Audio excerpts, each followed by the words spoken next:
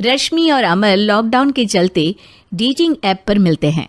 उसी बीच उनकी बॉन्डिंग बहुत अच्छी बन जाती है और दोनों एक दूसरे से प्यार करने लगते हैं। बस लॉकडाउन खत्म होते ही चट मंगनी पट शादी।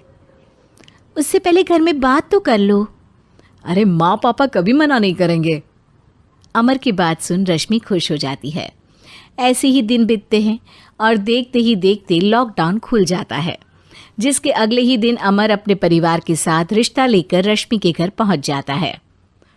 अभी लॉकडाउन खुला ही है और कोरोना तो ख़त्म भी नहीं हुआ, इसलिए ज़्यादा कुछ ना करके अगले कुछ दिनों में छोटे फंक्शन के साथ शादी कर लेते हैं। अमर के पापा की बात पर सब सहमत हो जाते हैं। कुछ दिन बाद दोनों की शादी हो जाती है और रश्मि अपने ससुराल पहुंच जाती है। बेटा, शादी तो तूने अपनी मर्जी से कर ली, लेकिन बहू को बोल देना इस घर में हुक्म मेरा ही चलेगा, इसलिए अपना राज जमाने की कोशिश भी ना करें। माँ, रश्मि को यहाँ सिर्फ प्यार, आशीर्वाद और अपनापन चाहिए, पैसा या राज नहीं।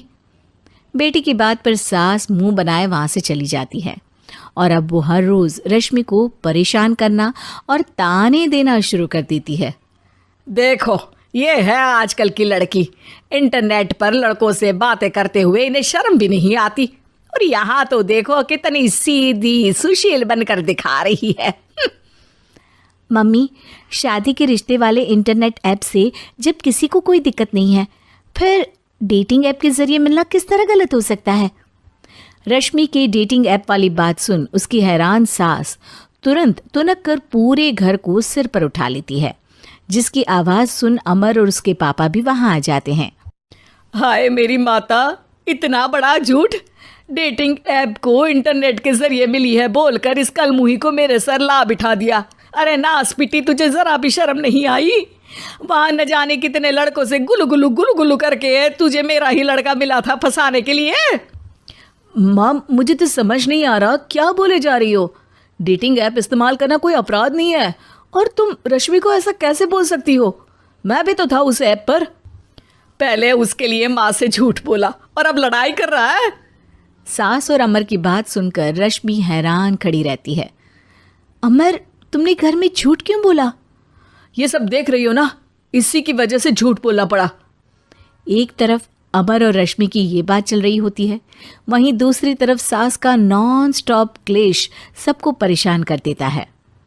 सब एकदम चुप, जो हुआ सो हुआ, अब मुझे कुछ ना सुनाई दे।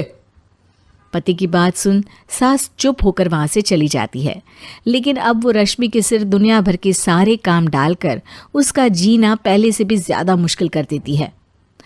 मम्मी, मैं आपका गुस्सा समझ सकती हूँ, आपको जो करना है कर लीजिए, मैं कभी कुछ नहीं बोलूँगी। उम्मीद है किसी दिन तो आपका गुस्सा शांत होगा और नफरत प्यार में बदलेगी।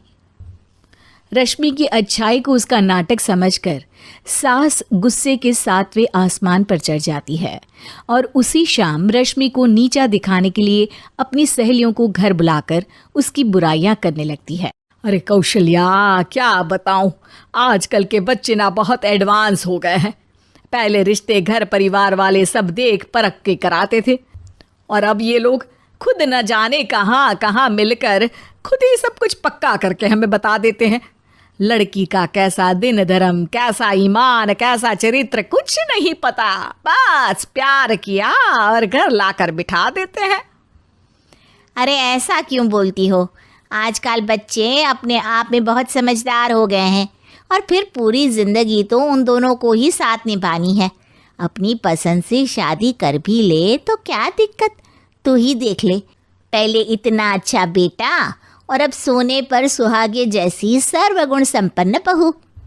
और पता है, अभी कुछ दिन पहले मेरी बेटी ने मुझे डेटिंग ऐप के बारे में बताया, जहाँ लड़का लड़की अपनी पसंद से अपने आप एक दूसरे को चुन लेते हैं, और फिर अगर सब सही रहता है तो बात आगे भी बढ़ जाती है।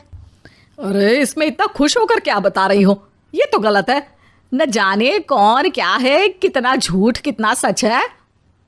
अरे पर सोचो, जब तुम किसी के बताए रिश्ते को देखने जाते हो तो क्या एक ही बार देखने से सच झूठ का पता लगा सकती हो? ज़रूरी नहीं कि बच्चों का लिया फैसला हमेशा गलत हो। अरे बहुत बार हमसे भी तो गलत फैसले होते हैं ना।